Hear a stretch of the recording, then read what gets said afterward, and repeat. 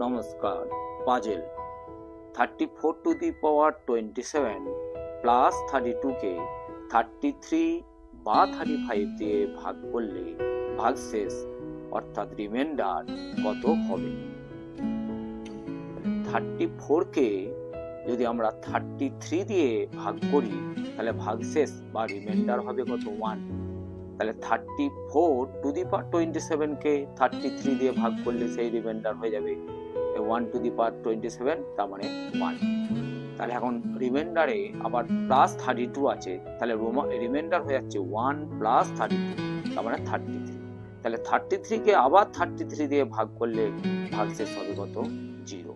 তাহলে 34 to the power 27 plus 32 এটাকে যদি আমরা 33 দিয়ে ডিভাইড করি তাহলে ভাগশেষ হয়ে যাবে আমাদের কত? 0, অর্থাৎ 0। ঠিক একইভাবে 34 কে 35 দিয়ে ভাগ করলে ভাগশেষ হবে -1। তাহলে 34 টু দি পাওয়ার 27 প্লাস 32 কে 35 দিয়ে ভাগ করলে ভাগশেষ হবে -1 টু দি পাওয়ার 27 প্লাস 32, তার মানে -1 টু দি পাওয়ার 27 মানে -1 প্লাস 32।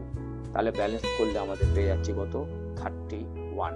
তাহলে আমরা পেলাম 34 টু দি পাওয়ার 27 প্লাস 32 কে 35 দিয়ে যদি ডিভাইড করা হয় তাহলে ভাগশেষ হয়ে যাবে আমাদের এখানে 31।